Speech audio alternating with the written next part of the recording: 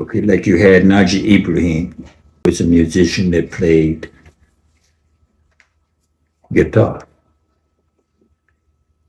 You had Pharaoh Sanders, which was a very close worker with Idris Muhammad and John Coltrane, who played sax. You had Lukman Abdul and Sheikh Hassan Abdul Hamid that played also sax, auto sax, and tenor sax. That was playing with Charlie Parker, Art Blakely, Mac Roach. Now, Mac Roach was a Muslim, and you know that he was a drummer, very skillful drummer, just like Idris Muhammad was a drummer. So you had a lot of people coming into Islam from the entertainment world that was connected with the music world. But many of them left that skill when they became Muslim. Some did not. And then later you had Yusuf Lateef, you had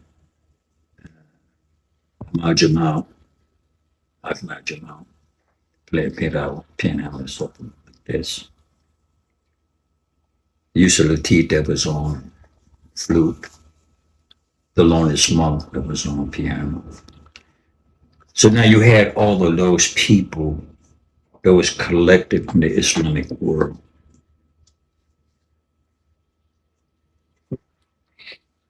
But then came the reality of safety, because at that time you was involved with various civil movements, and we know of some of them dealing with Martin Luther King.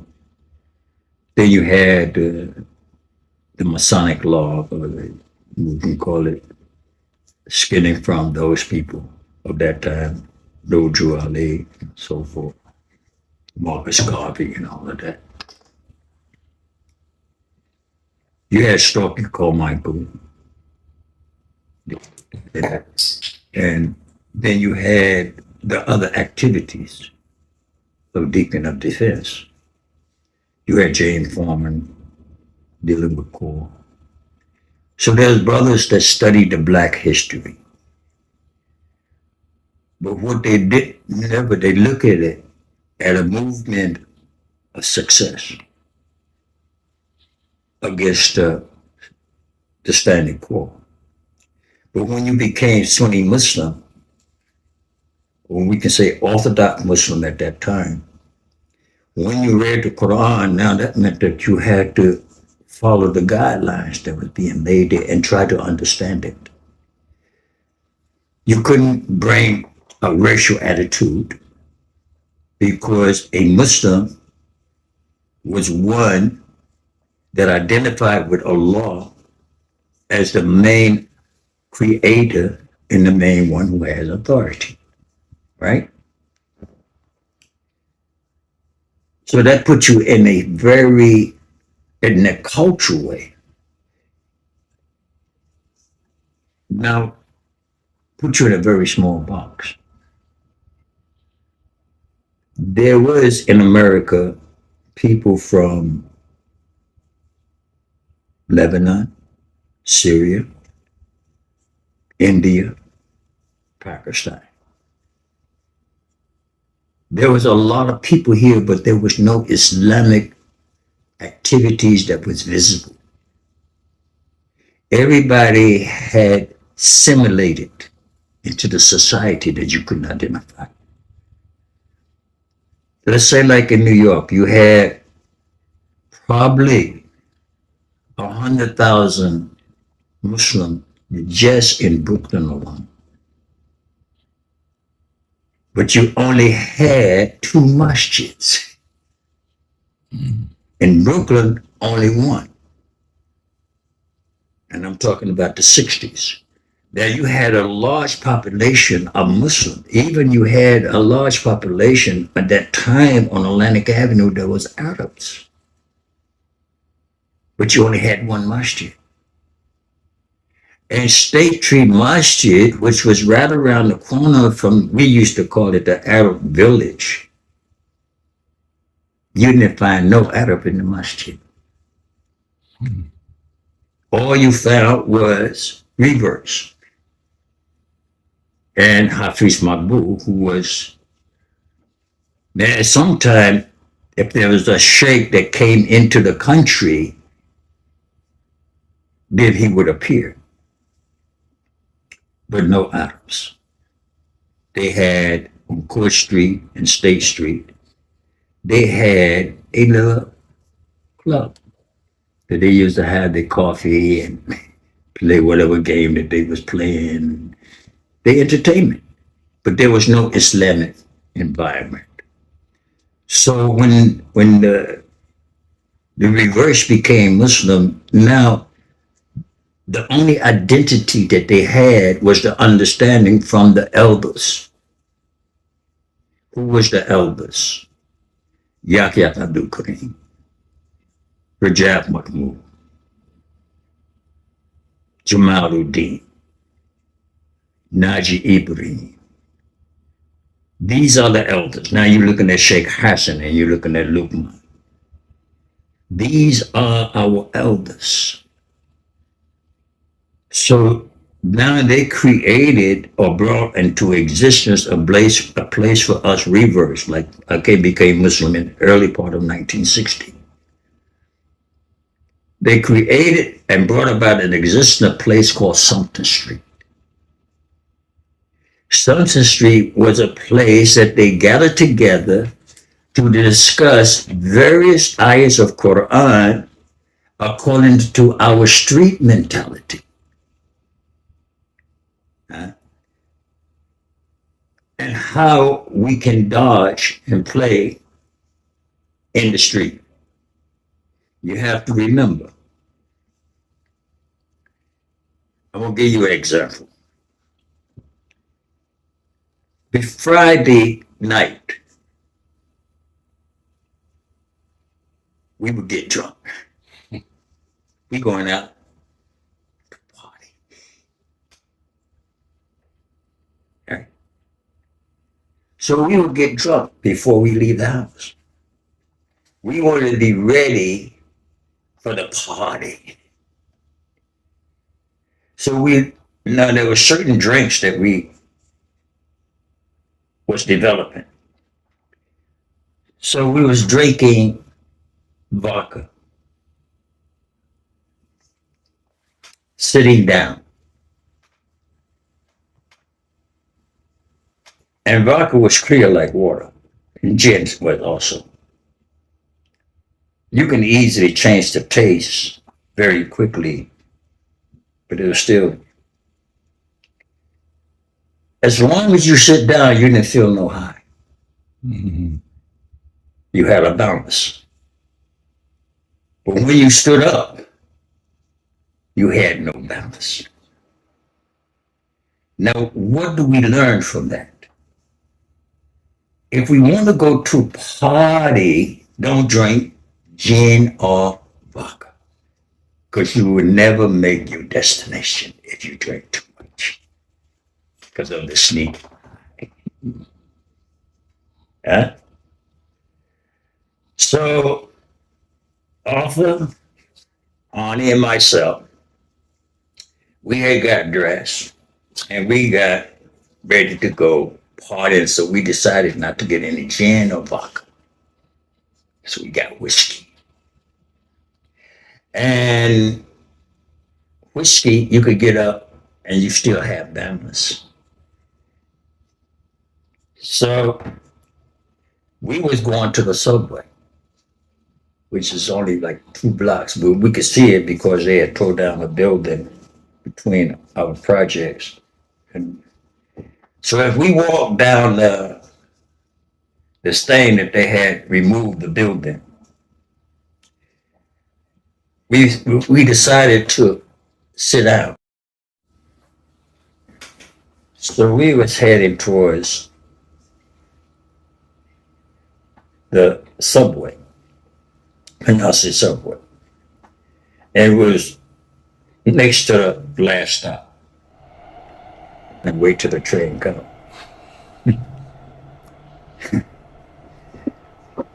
And the next thing we knew, the sun was in our face. We had went to sleep in that area. So what did we learn from that also? In every event of studying, we learned not to do this. So when we became Muslim, we was able to define and understand the type of dawah of our habits in the street and how it connected to the rules of Allah subhanahu wa ta'ala. So then there was governmental problems that was being done. None of us was connected to the nation. The nation had its own ideology, and they classified us as an enemy of the black people. They said that we was trying to adapt the Arab belief and adapt ourselves to be an Arab. But that wasn't true. So we was enemies of each other, not only because of that, but when you say that Allah became a man in the person of. And then you know that Allah subhanahu wa ta'ala is beyond any comprehension. And Allah is eternal. And Allah don't need us. And Allah don't have to change in himself to be a human being, to lead us. You can look at that, and then when they came up with the mothership, that was too far out. Now, at that time, many blacks was falling into that trap. So now the dawah in the street was being given from the nation and from, I can say, the Orthodox or the Sunni Muslim. The Sunni Muslims were giving the dawah to the people about Allah. And not looking at the white man as a devil, but looking at the characteristics of a person as those who disobeyed Allah. So that made them do devilish things. Even within our own habit, we realized that we had devilish culture habits that we had to correct by the revelations that were sent to the Prophet sallallahu alaihi wasallam. But then came another challenge. You see, our mind then was local. We gave dawah on Fulton and Nostrand. And I forgot, in 1965, as I said, the Amir of Dawud was Mujab Mahbub of Dar Islam. So there were some political problems that arose. So at that point, Yahya Abdul Karim, Rahmatullah alayh, was made the Amir. This is around 1965.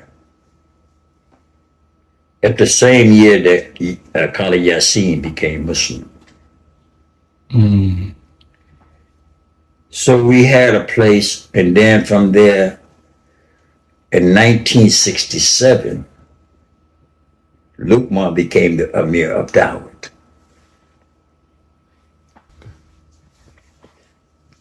So in 1965, Yaakov was made the Amir, became the Amir of Dagestan. In 1967, there was a Jamaat that came to State Street. Now we have to remember all of us was law. There was no separation. We all belonged as one group. You know, Suleiman from the last poet is also a dog. Because we use that word, a place that we could come together and wouldn't have to be challenged by the society outside. So Dar Islam, the house of safety, the house of peace. So no matter what color you was or what language you spoke, as long as you said La ilaha illallah, you was a Muslim and you was part of the Dar. So in 1967, a Jamaat from India and Pakistan, the Nizamuddin and Riley, came in Bangladesh. So they came we met them on a Tuesday night. And Tuesday night was the night that we studied Quran. So they came that night. Now, Qadi Saab also knew about the Tabligh movement because he was part of it back in Pakistan. But never did he promote that amongst us until the Jamaat came. And I'll tell you how he did that. So the Jamaat gave us a talk about Tawheed Allah, some of the greatness of the Sahabas and the Prophets of Allah, which was very exciting, intriguing, informative. But when they got to the part of Tashkil, that they wanted a group of us to go with them to Philadelphia. Now we said, what is this here that you're talking about? At that time, it wasn't 72 hours that you go out. But they said make intentions to go 40 days or 4 months. That we didn't understand. What do they mean? So Qadi Saab said, I heard about these people. My suggestion is that you go. Y'all go. So we turned to Qadi Saab and said, you think that we should go with these people? And he said, yeah, I think they should go. And why we accepted that? Because we trusted him. Now, at that time, that's when we found out how many foreigners that was Muslim lived in Brooklyn. Because they had a thing of, let's go on Jonah. We never looked at the yellow page. Yeah. So they would look at the yellow page and find all these Muslims, and now you're going on Jonah. So we went to Philadelphia. From Philadelphia, they went to Detroit. From Detroit to Chicago. From Chicago, Cedar Rapids, Iowa. From there to LA. Now, when we joined them, we were surprised to see how many Muslims was in this country. And now they can go back to the political arena when they started with the exchange students. But anyway, so we got hooked up. Now we decided we can give dawah to non-Muslim, but how can you give dawah to Muslim?